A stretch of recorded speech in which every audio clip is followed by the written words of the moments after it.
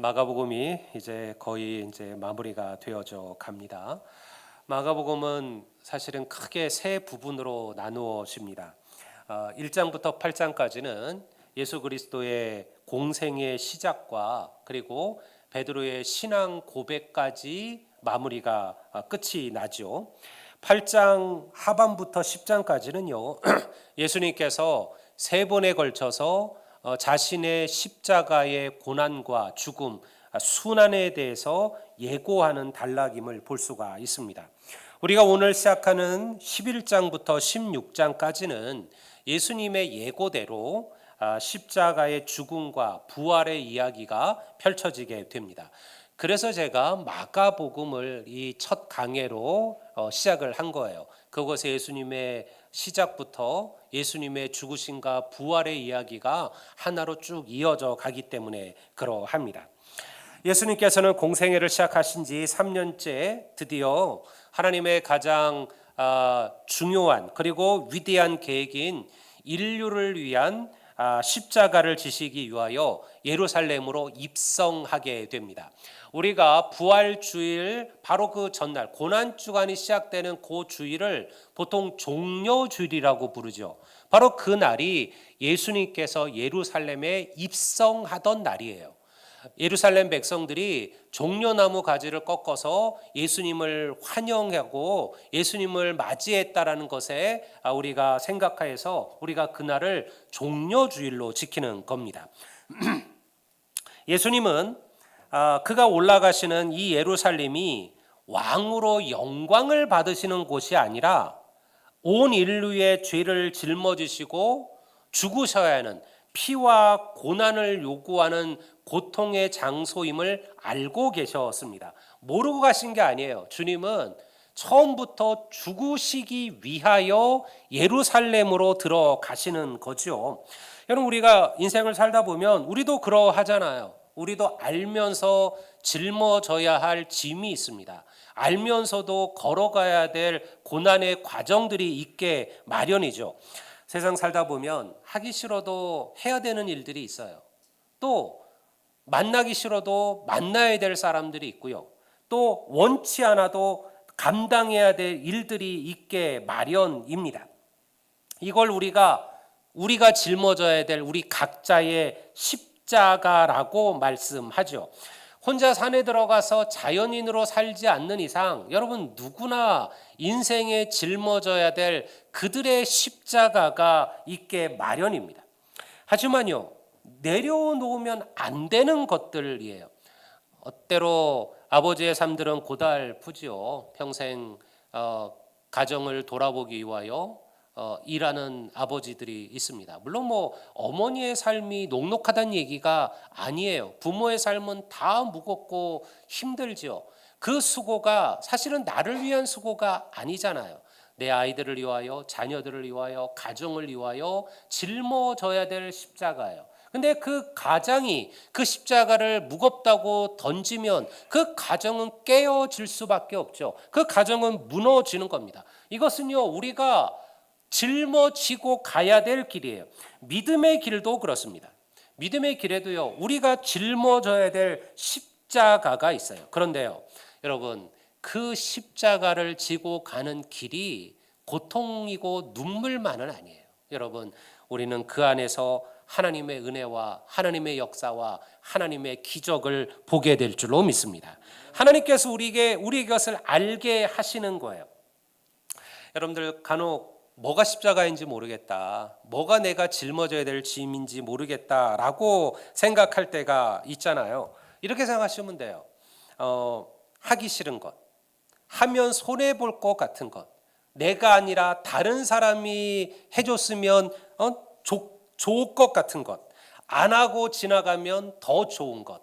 여러분, 그런 것들이 사실은 십자가예요. 그런 것들을 누군가 짊어지기 때문에 여러분 하나님의 일과 하나님의 역사가 이루어져 가는 거죠. 그러니 성도 여러분, 혹시 내 삶에 그런 일이 맡겨지게 될 때 여러분 불평하고 원망하시기보다 감사할 수 있기를 주의 이름으로 축원합니다. 하나님께서 그런 이들을 통하여 일하시고 역사하시고 여러분 주께 쓰임 받을 수 받을 수 있다는 것. 여러분, 이것이 우리의 축복이 되기를 다시 한번 주의 이름으로 축원합니다. 지난주 바디메오의 눈을 뜨게 하신 예수님께서 이제 예루살렘에 가까이 이제 오셨습니다. 그런데 주님께서 예루살렘을 바로 앞에 두고 걸음을 멈추셨어요. 그리고 제자들을 부릅니다. 얘들아, 너희들 저기 건너편 마을로 가면 어느 집 문 앞에 나귀 새끼 한 마리가 묶여 있을 것이니 그거를 풀어서 내게로 가지고 와라. 그러니까 제자들이 묻죠. 아니 선생님, 그 주인이 남의 나귀를 왜 가져가냐고 물으면 뭐라고 합니까? 주님께서 이렇게 말씀하셔요. 주께서 쓰시겠다고 하라. 그리고는 정말 제자들을 보내게 됩니다. 그들이 가봤더니요, 정말 나귀들이 거기에 있는 거예요.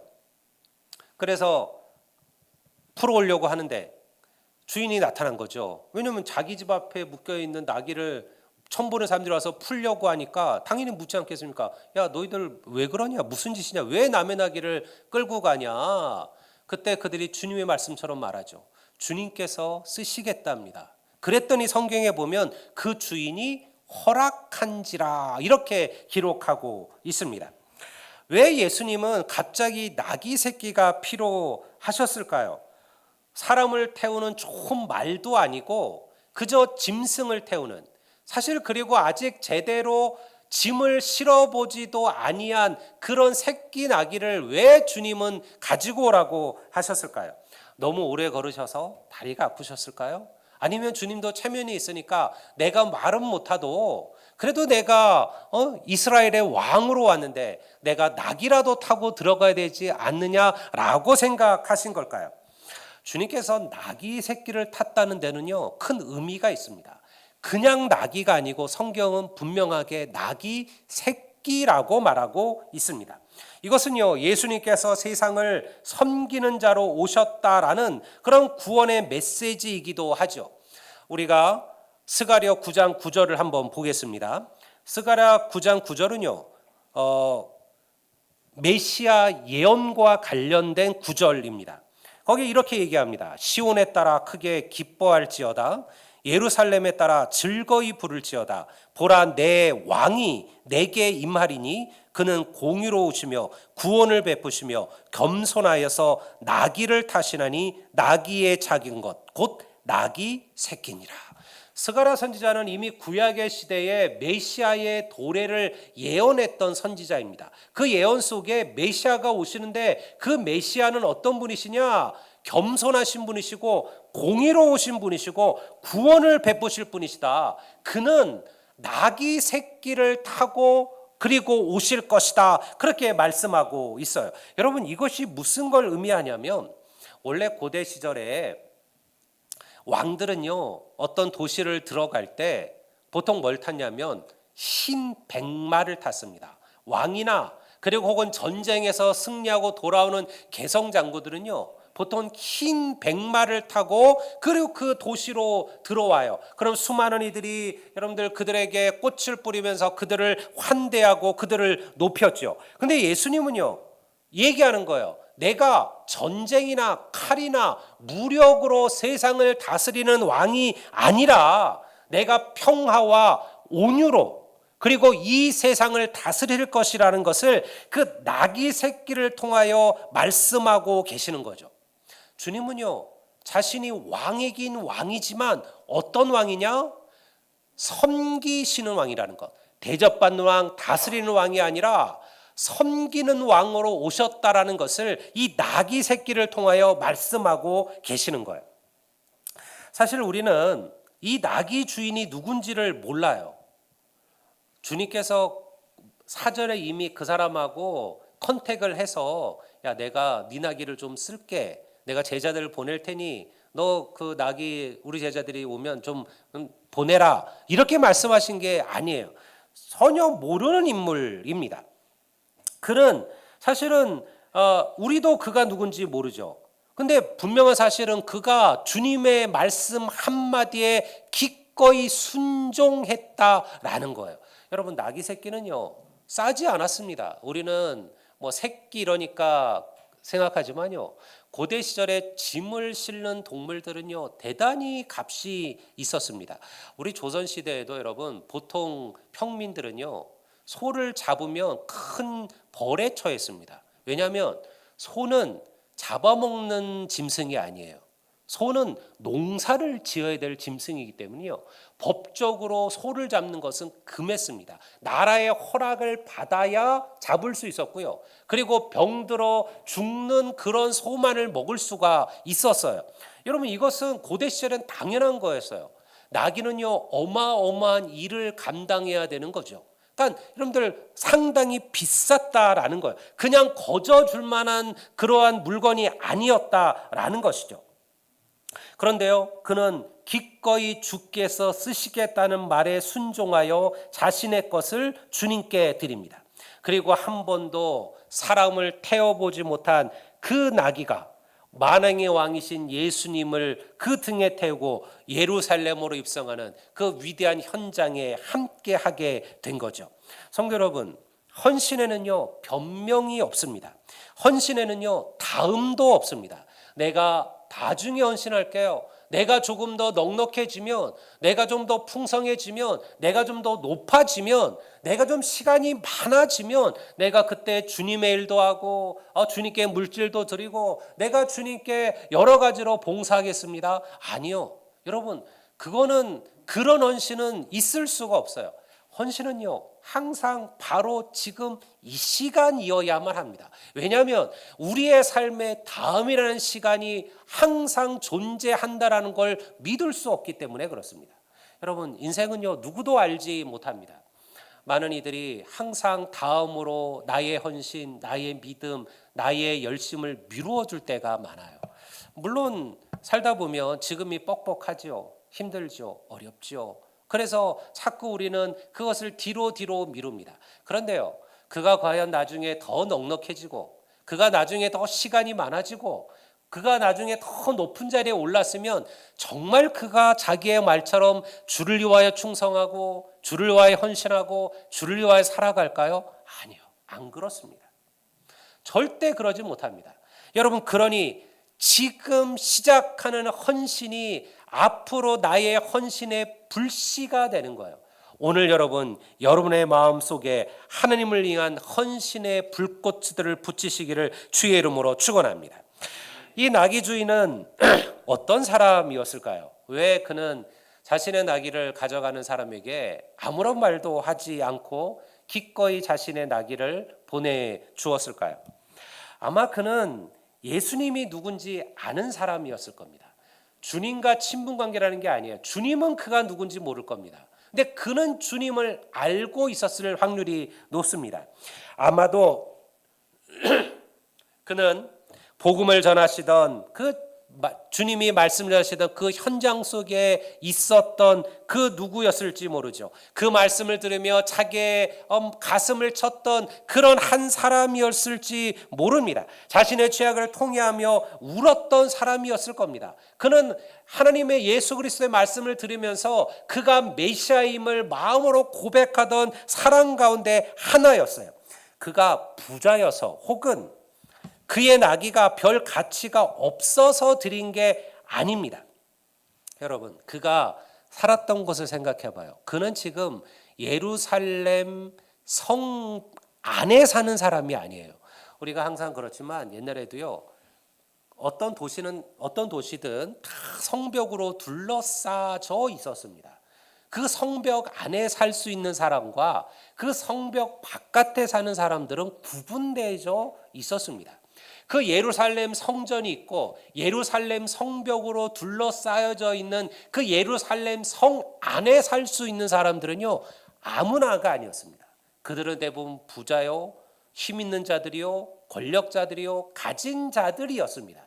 그런 이들이 예루살렘 안에 살던 이들이었어요. 그런데 지금 이 나귀 주인은요 예루살렘 안에 살던 자가 아니에요. 주님께 예루살렘에 입성하기 전에 그 건너편 어디의 마을 속에 살던 한 사람이었다라는 것이죠. 그러니 그는 자기의 것이 의미가 없어서 주님께 드린 게 아니에요. 그는 주님께서 자기의 것을 쓰시겠다는 말에 기뻐했다라는 겁니다. 나의 것이 주를 위하여 쓰임받음에 그가 기쁨으로 여겼다라는 것이죠. 여기에 한 가지 분명한 사실이 존재합니다. 여러분, 하나님은, 주님은 우리의 것을 쓰시기를 원하신다는 사실, 그리고 우리의 것이 하나님께 드려져서 주님께 쓰임받게 되면 여러분, 그것은 놀라운 축복의 통로가 될 것임을 믿으시기를 바랍니다. 예수님은 이 세상에 왕으로 오셨지만요, 겸손으로 섬기시고 베푸시는 왕이셨습니다. 그래서 나귀를 타셨어요. 어쩌면 그 나귀는요, 사실은 우리가 성경에서 기억할 필요가 없는 나귀입니다. 그저 짐이나 실타가 어디선가 그냥 쓸쓸히 곧에서 혹은 늙어서 죽어갈 그런 나귀였겠죠. 근데 그 나귀가 주님을 위하여 하나님께 드려지니까요, 그 나귀가 만왕의 왕이신 예수 그리스도를 태우고 예루살렘으로 입성하는 위대한 역사에 쓰임받게 되었다라는 것이죠. 성도 여러분, 하나님께서 우리에게 크고 아름다운 백마를 원하시는 게 아니에요. 나는 그러한 값진 거, 나는 그러한 귀한 것이 없으니 하나님께 드릴 만한 헌신이 없습니다 라고 말하실 필요도 없습니다. 하나님께서 정말 우리에게 원하시는 것은요, 작은 나귀 새끼와 같은 것들입니다. 우리 모두에게도 이러한 나귀들이 있죠. 남들이 보기에는 대단해 보이지 않아도요, 내가 움켜잡고 있는 어떠한 것들이 있습니다. 그것이 우리 모두에게는 나귀와도 같습니다. 그런데 그게 내 수중에 있으면 나를 위하여 쓰여지는 이름 없는 것으로 쓰여지겠지만요, 하나님께 드려지면 그것은 위대한 역사를 이룬 일에 쓰여지게 되는 것이죠. 우리 한국교회는 우리의 선교 역사를 잘 알고 있습니다. 저는 우리뿐만 아니라 선교지를 방문하면서 하나님께 드려진 것들이 어떠한 역사로 쓰임받는지를 많이 보았습니다.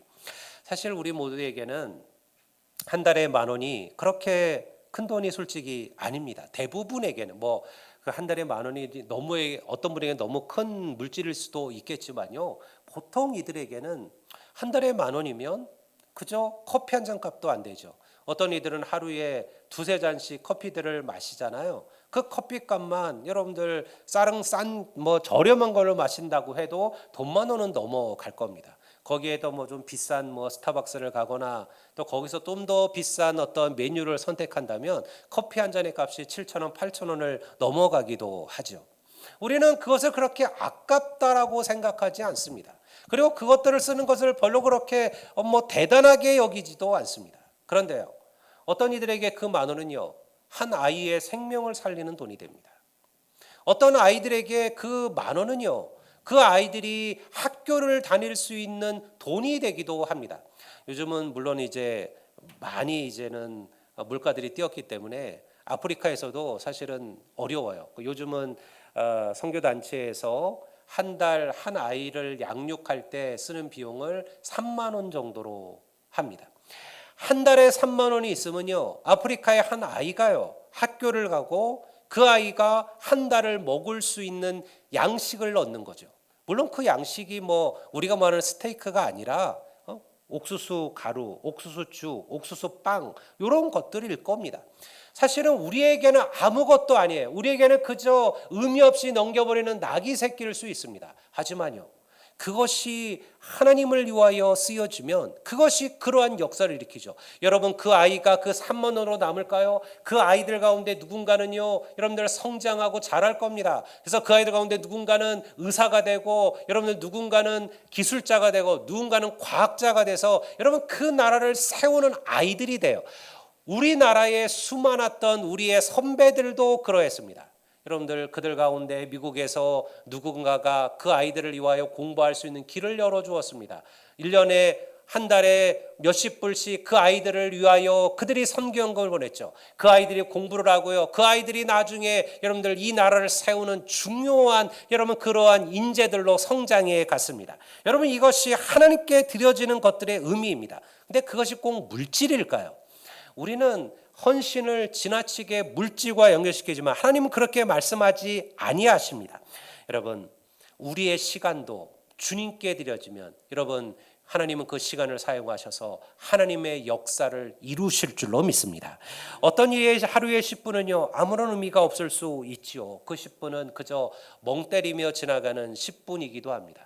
여러분들 재미있는 동영상 한 편을 보지도 못할 정도의 짧은 10분일 수도 있을 겁니다. 하지만요 그 10분은 하나님의 역사를 일으키는 10분이 될 수도 있습니다. 누구를 위하여 기도하는 10분이죠. 그 10분 동안 그는요 누구를 위하여 하나님 앞에 무릎 꿇을 수 있습니다. 하나님의 말씀에 자신을 돌아보는 10분일 수 있습니다. 누군가를 섬기며 쓰는 10분일 수도 있어요. 근데 그 10분을 통하여 하나님은 일하고 계시고 역사하신다라는 것이죠. 그러니요 우리가 가지고 있는 모든 것들이 하나님께 드려지는 작은 낙이 새끼일 수 있다라는 거예요. 조그맣고 볼품없던 한 시골 처녀가 하나님께 쓰임받기를 원했습니다. 그녀는 기꺼이 자신의 젊음과 정절을 하나님께 드렸습니다. 그리고 하나님께 쓰임받았어요. 그녀를 통하여 인도의 수백만 명의 죽어가는 이들, 특히 여러분들 거린들 그리고 장애인들, 행렬병자들, 아무의 존중도 받지 못하며 길거리에서 그냥 죽어가던 수많은 이들이요 여러분 마지막에 존귀함을 받으며 사랑을 받으며 자신의 삶을 마칠 수 있게 되었죠. 여러분 우리가 잘 아는 것처럼 그녀의 이름이 바로 마더 테레사입니다. 여러분 뭐 천주교이고 순혈해서 아니요. 그의 삶은 그 자체로 값어치가 있는 거예요. 그 작은 한 여인의 삶이요 수많은 사람들을 존귀한 삶의 마무리를 하게 만들었던 거죠. 미국의 한 구둑방에 여러분들 아무것도 초등학교도 제대로 배우지 못한 한 청년이 있었습니다. 그가 주님께 쓰임받기를 원했습니다. 그가 주일날 교회 가서 목사님에게 이렇게 얘기했어요. 나도 아이들을 가르치는 교사가 되고 싶다. 근데 그 목사님이 보니까 이 청년이 아무것도 배우지 못한 그런 청년이었습니다. 그래서 그에게 아이들을 맡기기가 어려웠어요. 그래서 이렇게 얘기합니다. 우리가 이미 반이 다 차서 교사가 이미 충분해서 당신에게 새로운 반을 맡길 수가 없다. 대신 당신이 전도해서 아이들을 전도해서 데리고 오면 그 반을 당신에게 맡기겠습니다.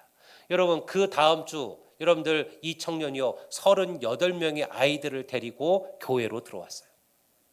그 한 주 동안 그가 돌아다니며 아이 하나하나를 전도해서 하나님께로 데리고 와서 그리고 그 아이들을 가르치기 시작했습니다. 여러분 그는 주님을 위하여 쓰임받기를 원했어요. 자신의 입과 자신의 발을 하나님께 내놓았습니다. 여러분 그는 미국 전역과 영국과 전 세계를 다니며 수백만 명의 사람들에게 영혼 구원의 놀라운 사역을 일으키고요. 미국에 혼탁했던 미국에 새로운 종교 개혁을 일으켰어요. 그가 바로 위대한 복음 사역자 드와이트 무디 목사님입니다. 지금도 미국에는요 무디 신학교가 있어서 수많은 하나님의 사람들을 키워내고 있습니다. 여러분 우리가 하나님께 쓰임 받는다는 것이 무엇일까요? 저도 제가 그런 생각을 해요. 제가 하나님께 쓰임 받지 못했다면 저는 지금 무슨 일을 하면서 살까? 저도 공부를 곧잘 했어요. 여러분들 뭐 잘 안 믿으시는 것 같은데요. 제가 다니던 그 강릉의 강릉고등학교는 비평준화 시절의 지역 명문고였습니다. 지금이야 뭐 외고, 과학고, 뭐 특목고 이런 게 있지만 그런 게 전혀 없었을 때잖아요. 다 아시는 것처럼 지역마다 그 지역 시험 봐서 들어가는 명문 고등학교들이 있었습니다. 저희 강릉은 좀 늦게 비평준화됐기 때문에 저도 이제 그 비평준화 지역의 학교에 들어가게 됐어요. 강릉고는 정말 지역 강원도의 명문이었습니다. 서울대학을 보통 40-50명씩 보냈어요. 제가 들어갈 때 저희 기수에서는 60여 명이 서울대를 들어갔어요. 물론 그 중에 저는 없었어요. 뭐 저는 이제 그 정도의 실력은 아니었겠지만요. 거의 대부분이 다 서울의 웬만한 대학으로 다 학교들을 들어갔습니다. 그때가 여러분들 우리나라가 경제적으로 어마어마하게 호황 시기였습니다. 88 올림픽이 끝나고 나면서 경제가 폭발적으로 성장했습니다. 웬만한 대학만 나와도요. 우리가 지금 알고 있는 이름 있는 그런 대기업들에 다 들어갈 수 있는 그런 여건이었어요. 수많은 회사들이 수많은 사원들을 계속해서 새로 뽑을 때였어요. 아마도 저도 조금 더 좋은 서울에 있는 대학에 들어가서 그리고 좀 더 좋은 직장을 가고 그렇게 살 수 있었겠죠. 아마 훨씬 더 많은 돈을 벌 수도 있었을지 모르겠습니다. 세상의 즐거움을 누리며 살 수 있었을 겁니다. 제가 뭐 안 해서 그렇지 저도 뭐 노는 거 좋아하거든요. 그런데요, 동시에 그런 생각을 합니다. 내가 과연 무엇이 되었든 어떤 자리에 올라섰든 과연 내가 지금의 나보다 더 의미 있고 더 가치 있는 삶을 살아갈까? 고달프고 어렵죠. 저도 우리 아버님이 목사님 할 때는요, 목사가 이렇게 힘들다는 생각을 잘 못했어요. 그냥 항상 목사님 보면 교회에서 대접받는 것 같고 사람들이 귀히 여기는 것 같고 존중하는 것 같고 그렇게 생각을 했어요. 그래서 아마도 저도 목사의 길을 걸어왔는지를 모르겠어요. 근데 사실은 뭐 그 길을 걷다 보니 이 길이 얼마나 어렵다라는 것을 알게 됐어요. 보이지 못하는 수많은 어품이 있다는 것을 저도 깨닫게 되었습니다. 그런데도요, 그 안에 은혜가 있어요. 기쁨이 있어요. 수많은 사람들에게 하나님의 복음을 전하고 그들에게 희망과 위로를 주고 생명과 빛의 은혜를 전하고 그리고 영혼 구원의 사명을 가지고 사는 것, 이거보다 더 의미 있고 가치 있는 삶이 제게 있었을까요? 물론 제가 어떤 길을 걸어갔든 하나님은 그 길을 통하여 믿음의 사람들로 하나님의 역사를 이루실 겁니다. 여러분, 모든 사람이 목회자가 되지는 않을 겁니다. 선교사가 되지도 않을 겁니다. 하지만요, 여러분, 내 삶이 하나님께 드려지는 낙이 새끼가 된다면 하나님은 반드시 그 삶을 통하여 위대한 하나님의 역사를 이루어 가실 줄을 믿습니다. 성도 여러분, 여러분의 기도가 주님께 쓰임받는 기도가 되게 만드셔야만 합니다. 여러분, 기도에 마음을 품으셔야만 합니다. 하나님께 엎드셔야만 합니다. 성도를 섬기는 것을 자랑스러워하시고 기뻐하셔야 돼요. 교회를 청소하시나요? 주방 봉사가 주어지셨나요? 남들보다 일찍 와서 봉사하고 계신가요? 여러분의 목소리로 하나님을 찬양하고 계신가요? 하나님의 축복이요 하나님의 은혜임을 믿으시기를 바랍니다. 여러분, 나 같은 자를 하나님께서 사용해 주신다는 것, 이것보다 더 복된 일은 없는 거예요. 많이 가진 이들만이 하나님을 위해 쓰임받는 거 아닙니다. 많이 배운 이들만이, 높은 자들만이 하나님께 쓰임받는 것도 아니에요. 하나님은 우리의 작고 초라해도요, 여러분, 그것이 주님께 드려지게 된다면 하나님은 반드시 그것을 통하여 하나님의 기적과 역사를 이루실 줄로 믿습니다. 그러니 성도 여러분, 오늘 우리의 기도는요, 하나님께 쓰임받게 되기를 사모하는 기도여야 합니다. 여러분, 하나님께 쓰임받는 수많은 일들이 우리 안에 있습니다. 그저 주일날 교회 와서 여러분들 혹시 잘 어울리지 못하는 분이나 혹시 어두운 분들이 계시면 여러분 그들에게 다가가서 따뜻한 위로와 따뜻한 인사와 따뜻한 미소를 주어주는 것, 하나님께 쓰임받는 일입니다. 여러분, 그 일이 때로는 앞에서 설교하는 목사 일보다 더 크게 하나님께 쓰임받는 일인지도 모릅니다. 저는 정말 그렇게 생각해요. 성도들이 설교가 중요하죠. 하나님의 말씀 듣는 일이 중요합니다. 그런데 여러분, 성도들이 그 설교 때문에 하나님을 만나는 게 아니에요. 물론 시작은 그럴 수 있습니다. 근데요, 결코 교회를 보면 그 어떤 성도가 하나님의 사람으로 잘 세워져 가려면요, 결국 주위의 또 다른 믿음의 사람들을 통해서 그들이 성장해 가는 거예요. 내가 본받을 만한 믿음의 선배, 내가 본받을 만한 믿음의 사람, 그들의 삶을 보고 그들의 말을 보고 그들의 행실을 보면서 나도 그 사람처럼 되기를 갈망하고 소망하는 거예요. 그러면서 그들이 하나님께 쓰임받게 되는 것이죠. 그러니 여러분, 내 인생, 내 시간, 내 재능, 내 물질, 나의 높음까지도 여러분 주를 위하여 쓰십시오. 여러분, 나를 위하여 쓰는 것보다 하나님께서 훨씬 더 크고 놀라운 것으로 하나님께서 우리에게 갚아주실 것임을 믿습니다. 단 10분의 기도 시간이 여러분을 하나님께 쓰임받게 할 겁니다. 하나님 앞에 주님 나를 사용해 달라고 구하십시오. 그리고 하나님께서 맡기시는 작은 일에 최선을 다하십시오. 여러분들, 작은 일에 충성하는 자에게 하나님께서 큰 것으로 맡기심을 믿습니다. 여러분, 내가 복음을 전하는 한 사람이 앞으로 하나님의 위대한 사역자로 어떻게 쓰임받게 될지 우리는 알지 못합니다. 그러니요, 복음 전하는 일에 최선을 다하셔야 됩니다. 여러분들 아는 이들에게, 아직도 하나님을 모르는 이들에게, 하나님을 잃어버린 이들에게 여러분 그들에게 다가가십시오. 그리고 그들에게 생명의 복음을 선포하셔요. 매일 세상의 얘기와 세상의 많은 허다한 이야기들로 여러분의 시간을 낭비하지 마세요. 가치 없다가 아니에요. 그러나 정말 중요한 이야기를 그들에게 전하셔야만 합니다. 여러분, 하나님께서 어떻게 역사하실지 우리는 아무도 알지 못합니다. 저는 그런 전도의 간증을 너무너무 많이 들었어요. 정말 저 사람은 절대 예수 안 믿을 사람, 저 사람은 절대 교회 안 갈 사람, 저 사람은 씨도 안 먹힐 사람, 그래서 한 번도 그에게 복음을 전한 적이 없는데요, 그냥 우연히 한 번 던진 한마디 말에 바로 그가 그를 따라 하나님의 교회에 참여하더라는 거예요. 하나님께서 어떻게 역사하실지 우리가 어떻게 알까요? 그러니 여러분, 내가 만나는 모든 사람들은요, 하나님께서 내게 주신 이들입니다.